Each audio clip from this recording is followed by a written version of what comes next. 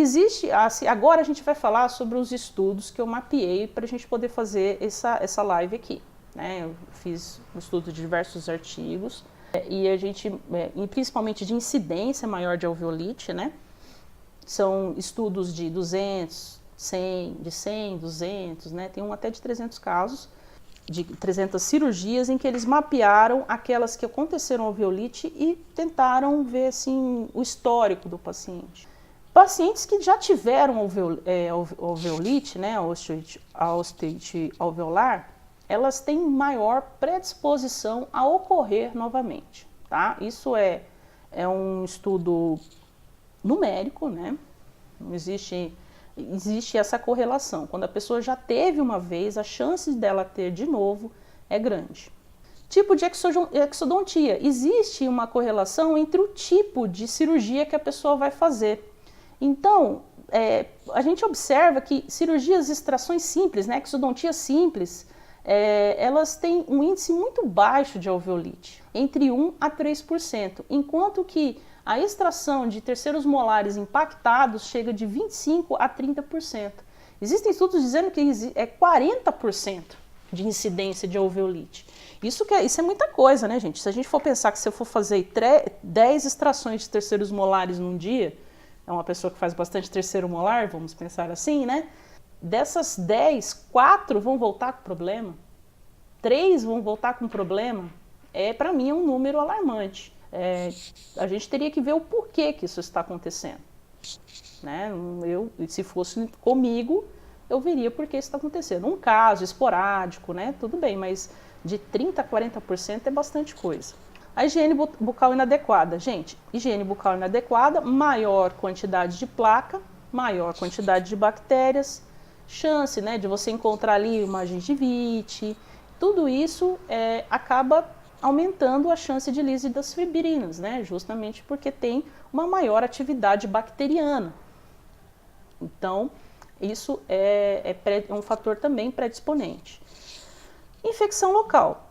Muitos estudos, isso é muito importante, tá, gente? Se vocês observarem que o paciente está com pericoronarite, tá? Não faça cirurgia do paciente no quadro de pericoronarite.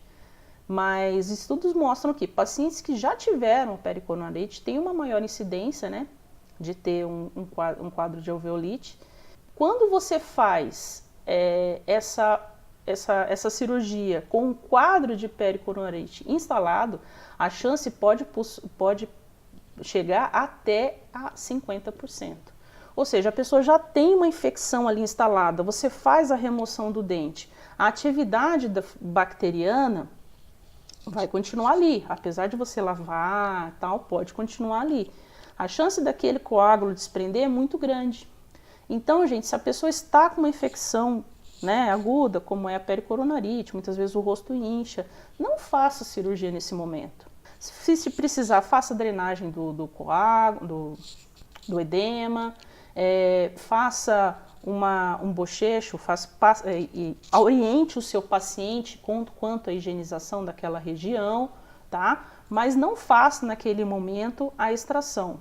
Melhore primeiro o quadro de infecção para depois você fazer. Porque a chance de você ter uma alveolite é grande, segundo os estudos que a gente observou aqui. A idade, né? A idade também é um outro fator muito importante.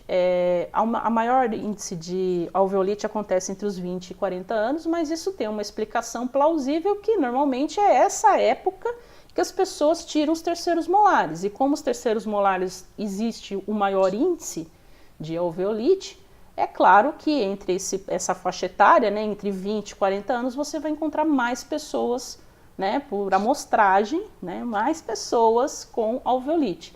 Porém, tem um estudo que eu achei interessante que ele mostrou que acontece entre 40 e 45 anos. Isso é importante porque é justamente nessa fase, quando a gente estudou na aula passada sobre biofosfatos, né, a gente falou um pouco sobre crescimento, é justamente nessa fase em que você tem uma diminuição da vascularização, né? Você já não tem mais a formação óssea já não está mais no mesmo nível que a reabsorção óssea, na remodelação óssea. Você começa a ter níveis de remodelação óssea maior do que os de formação óssea. Então, a pessoa começa a ter uma diminuição ali mesmo da vascularização e tal, e tem uma maior incidência desse tipo de problema. O tabagismo, ele é, assim, cruel. A maioria dos estudos mostram, assim, falo dos livros e dos artigos científicos, que o tabagismo para alveolite é, assim, um fator muito predisponente, né? Para pacientes fumantes a gente tem que tomar mais cuidado, a gente vai ter que fazer uma cirurgia ainda mais assertiva, principalmente na finalização, para evitar a alveolite. Observe esses índices, né, gente? Incidência de 20% maior em pacientes fumantes. Fumantes, que eu digo assim, paciente que fuma um maço, fuma mais de 20 cigarros por dia. 40% dos pacientes, a incidência é maior quando eles fumam no dia da cirurgia. Tem uma outra porcentagem que é 50% das pessoas que fizeram cirurgias de extrações que fumam depois da cirurgia, costuma acontecer alveolite. Por quê? Porque o ato de sucção pode fazer com que o coágulo se dissolva também. Então, a pessoa que fuma, você tem que ter uma conversa séria com ela, um papo reto no dia da cirurgia, né? E o outro, se possível, não fumar, né? Porque a pessoa fuma e vai tirar o coágulo e aí o problema é todo seu, né? Não é dele, que estava fumando. Né? Então, existe essa correlação aí. E o uso de contraceptivos orais, né? Isso devido ao estrogênio, né?